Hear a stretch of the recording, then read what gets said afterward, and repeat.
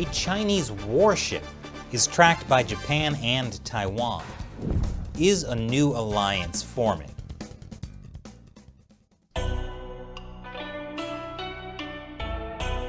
Welcome to China Uncensored. I'm Chris Chappell. This episode has been sponsored by Surfshark, because you should be protecting your identity whenever you go online by using a VPN like Surfshark. The Chinese Communist Party is engaged in territorial disputes with basically all of its neighbors. The problem for China is, sometimes, when you bully people too much, they eventually start to team up against you. And that may be what's happening with Taiwan and Japan. It seems like Taiwan and Japan teamed up to track a Chinese warship. Both sides are being pretty quiet about it, but here's what we know. According to a Japanese Defense Ministry announcement, a Chinese warship, the Binzhou, was caught in the East China Sea. That's where China and Japan have a territorial dispute over some uninhabited islands. It sailed through what's called the Miyako Strait. The Binzhou sailed through the narrow waters between Taiwan and Japan's westernmost inhabited island, Yonaguni. That's only 70 miles from the Taiwan coast. 3 Japanese ships tracked it. But on May 1st, this satellite image was released. It shows that a Taiwanese warship was also there, tracking the Chinese ship.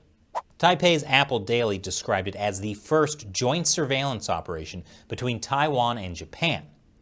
However, Taiwan's defense ministry didn't confirm that.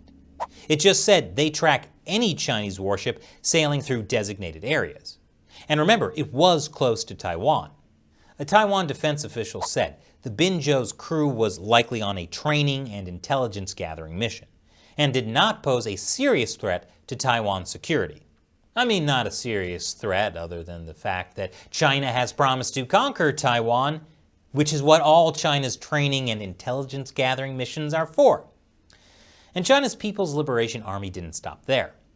While the Binzhou warship was sailing between Taiwan and Japan, 5 Chinese fighter jets flew into Taiwan's air defense identification zone, this time between Taiwan and the Philippines. According to Taipei's defense ministry, a Chinese Y-8 anti-submarine warfare aircraft crossed the Bashi Channel. The Bashi Channel the Chinese aircraft flew over, and the Miyako Strait the Binzhou sailed through, are both very important strategic locations. They're among the few waterways the Chinese military has of exiting the first island chain. They can be used to give or cut off access between the South China Sea and the Pacific. In other words, these are territorial waters the Chinese Communist Party must take in order to secure a grip on the region. So the Communist Party is being very clear about its long-term goals, which are obviously concerning to both Japan and Taiwan. And while the two countries don't have official diplomatic relations, there are signs that ties are warming. Yes, despite Japan having occupied Taiwan for 50 years, they can still be friends. And for that, you can thank China. And this episode is sponsored by Surfshark. Whenever you go online, you should be using a VPN, like Surfshark, to protect your identity. Everything you do online is being tracked and logged by the websites you visit and your internet service provider, and in many cases by the government. And if you're in an authoritarian country like China, this kind of tracking can put you at risk of surveillance and even arrest. So I recommend you use Surfshark to protect yourself online.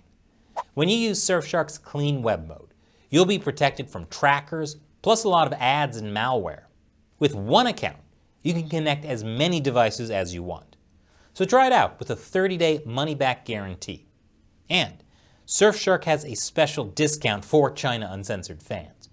Go to surfshark.com/uncensored and use the code UNCENSORED to get our special deal that includes 3 extra months for free.